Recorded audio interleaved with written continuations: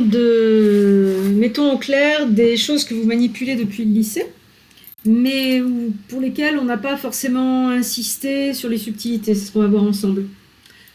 Rappelons d'abord les opérations de fonctions usuelles. Alors les fonctions usuelles, c'est quoi? Il y a les fonctions puissance. Je vous ai mis quelques exemples. X puissance 12, x au cube, tout ça c'est des fonctions usuelles. La puissance peut être négative, donc 1 sur x au carré, en vérité c'est x puissance moins 2. Donc ça fait partie des fonctions usuelles. 1 sur x c'est x puissance moins 1. Donc ça là, ça fait partie des fonctions usuelles que j'appelle puissance. Et puis dans les fonctions usuelles, on comptera aussi les polynômes qui sont des combinaisons de puissance. Racine carrée, j'aurais pu la ranger aussi dans les puissances, c'est exposant 1/2. Je l'ai mise à part, c'est une fonction usuelle.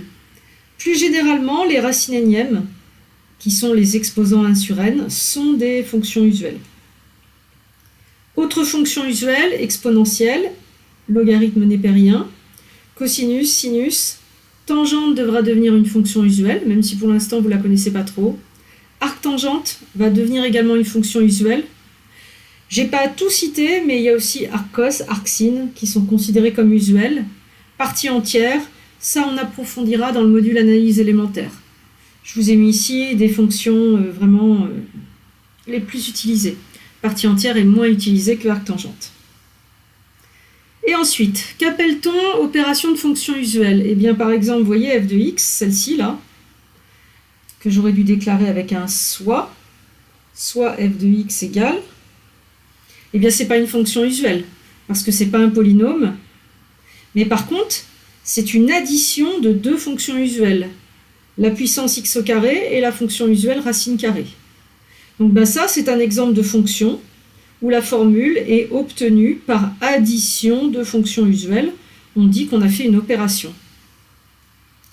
Et puis, qu'est-ce que vous avez comme opération? Vous avez l'addition, mais bien sûr la soustraction. Et plus généralement, vous avez la combinaison. Ici, par exemple, f de x, c'est une addition de deux fonctions usuelles. G de x, c'est une différence, c'est la soustraction de deux fonctions usuelles, puissance et racine. Et h, j'ai fait une combinaison avec des nombres constants, 5 fois la fonction usuelle x au carré, moins 4 fois la fonction usuelle racine de x. Donc c'est ça que j'entends par le mot combinaison. La combinaison, vous n'êtes pas obligé de vous limiter à deux fonctions usuelles, ça peut être une combinaison de 3, de 4, de 5, tout ce que vous voulez tant que c'est une combinaison de fini, un nombre fini de fonctions usuelles. Donc là, je vous ai mis 4 fois la fonction usuelle x au cube, moins 12 sur x. Je vous rappelle que 12 sur x, c'est 12 fois 1 sur x qui est usuel. Et puis 7 fois ln de x. Voici un exemple de combinaison de trois fonctions usuelles. Comme autre opération, vous avez le produit ou le quotient. Ici, f de x n'est pas une fonction usuelle, mais c'est le produit de deux fonctions usuelles, à savoir la puissance x au carré fois ln de x. G est le quotient de deux fonctions usuelles, x au carré au numérateur et exponentielle x au dénominateur. Et puis la dernière opération que vous avez dû voir au lycée, eh bien c'est la composition. Voici une formule, f de x égale racine de 3x au carré plus 12. Vous voyez, cette formule, je ne l'ai pas obtenue par produit, ce n'est pas non plus un quotient, ce n'est pas non plus une combinaison, c'est ce qu'on appelle une composée, c'est-à-dire un enchaînement. C'est comme si pour obtenir la formule f de x, je partais de x, puis je faisais appel à la fonction usuelle 3x au carré plus 12 qui est un polynôme, et par-dessus ça, si au lieu de mettre 3x au carré plus 12, je mets grand X, et que là, vous voyez, je visualise dessous la fonction racine carrée usuelle, avec sa variable x au départ et à l'arrivée, et bien c'est comme si je l'avais enchaîné là-dessus. En fait, là, j'ai fait appel à racine carrée pour composer, j'ai mis racine là-dessus, et ça me donne racine de 3x au carré plus 12. Donc si cette fonction-là, ma petite fonction polynomiale, la première qui apparaît, je l'appelle phi, ici. Donc vous voyez que dans l'enchaînement, il y a un ordre, je pars de x, je construis 3x au carré plus 12, c'est la fonction phi, et par-dessus, j'applique racine. Et bien donc, on va noter que f, c'est racine, ma fonction usuelle, rond, c'est le rond de la composée, phi, ma fonction verte ici. Dans cet ordre-là, racine, rond, phi. Autre exemple, ln de cos x. ln de cos x, c'est pas un produit, c'est pas un quotient, c'est une formule qui s'obtient avec la fonction usuelle ln et cosinus. Et dans quel ordre? Eh bien, je reconstitue ma formule en partant de x pour voir l'ordre.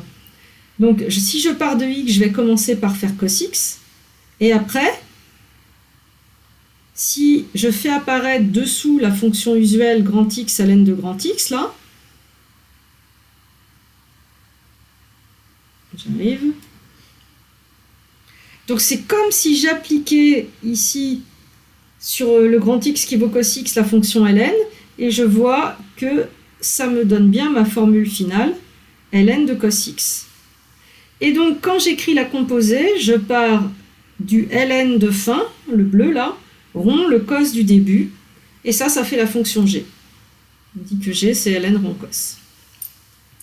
Et donc, les fonctions qu'on manipule, elles vont s'obtenir en utilisant plusieurs des opérations précédentes.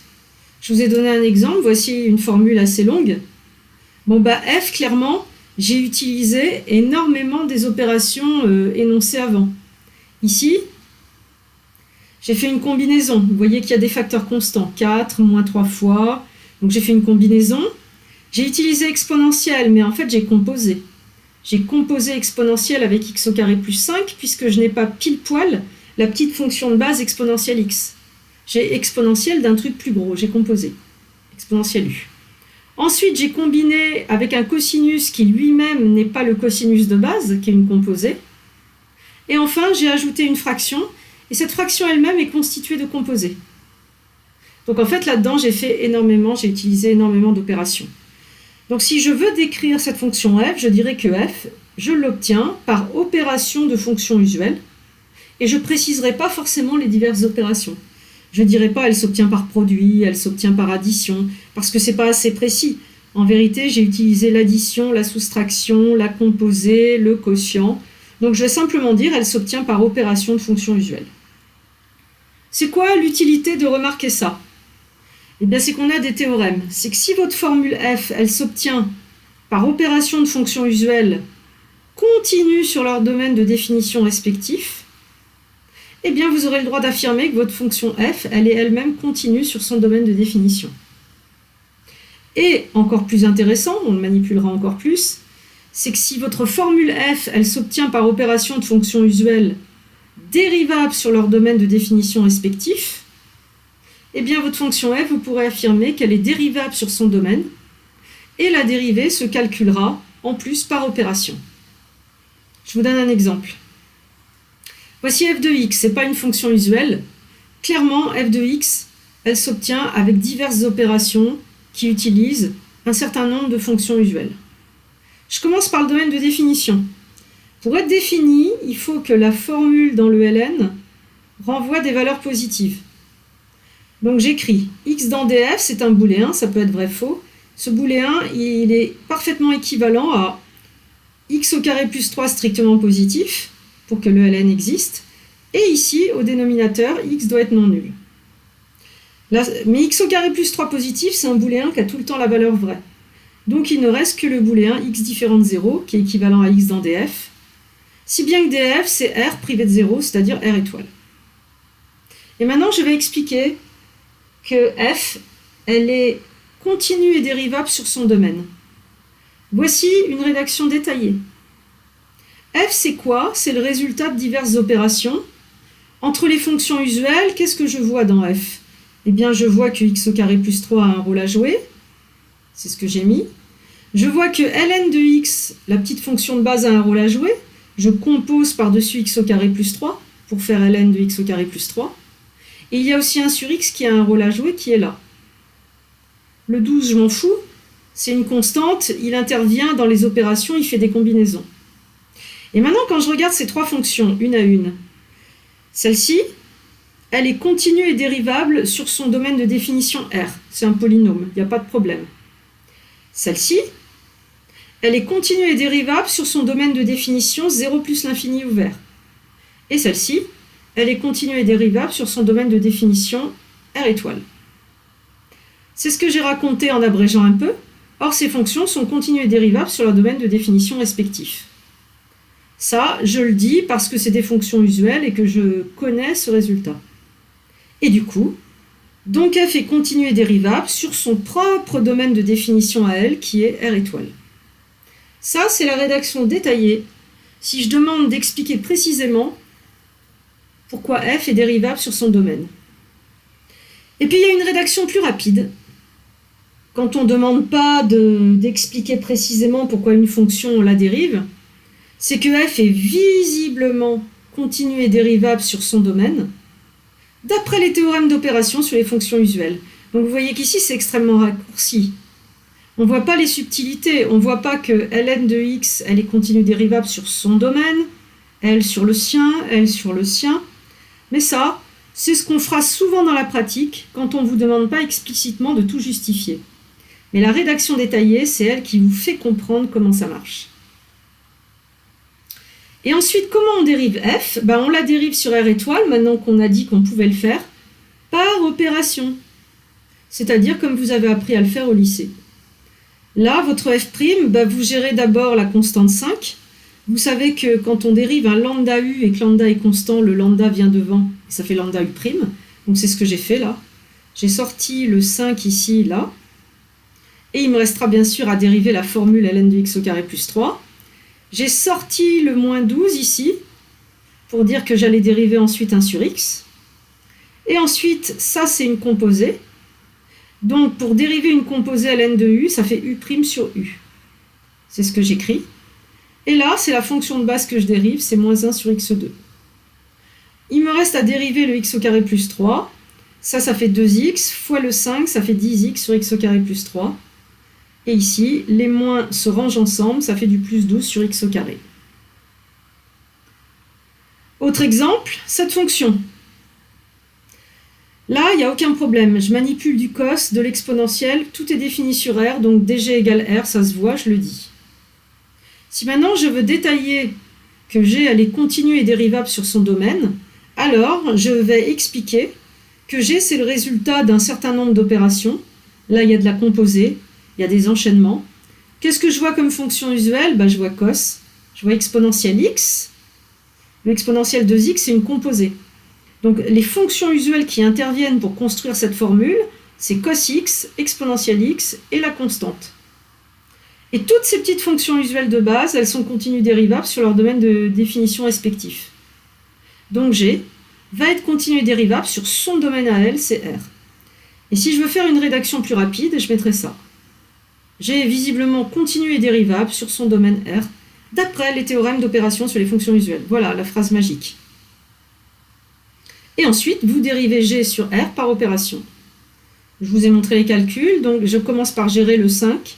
Le facteur 5 constant vient devant. Je dois dériver ensuite la formule ici qui est une composée. Donc la dérivée d'un cos U, là je ne dérive pas cos x pile poil, je dérive cos U, c'est une composée. Donc la dérivée c'est moins sinus U fois U'.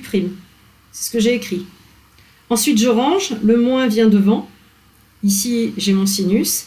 Et là je dérive 3 exponentielle 2x', ça fait 3 fois 2x', c'est-à-dire 2 fois exponentielle 2x. Et le 12 il est tout seul, à la dérivation ça devient 0. Je range et j'obtiens cette formule. Dernier exemple, cette fonction. Pour être dans le domaine de définition de h, eh bien, le booléen il est équivalent à l'inégalité x au carré moins 4 supérieur ou égal à 0. Racine de 0, ça existe. Ça donne x au carré plus grand que 4, n'oubliez pas les négatifs. Ça, c'est équivalent à x inférieur ou égal à moins 2 ou x plus grand que 2. Et vous avez donc deux intervalles qui forment le domaine de définition. Je reprends mon énoncé de tout à l'heure. Ça marche encore pour la continuité, parce que racine carrée, elle est continue sur son domaine. 0 l'infini fermé. Donc j'ai le droit de dire que h est le résultat de diverses opérations entre quoi? Entre x au carré moins 4, petit polynôme usuel, et la fonction racine de x, qui est une racine usuelle, et elles sont continues. Donc pas de souci, h elle est continue sur son domaine, celui-là. Par contre j'ai un problème. c'est que racine n'est pas dérivable sur son domaine 0 l'infini. Elle n'est pas dérivable en 0. Et donc, je ne peux pas utiliser les théorèmes d'opération sur le domaine de H entier. Et du coup, comment on va gérer? Bon, ben ça, c'est l'objet de la prochaine vidéo. À tout de suite.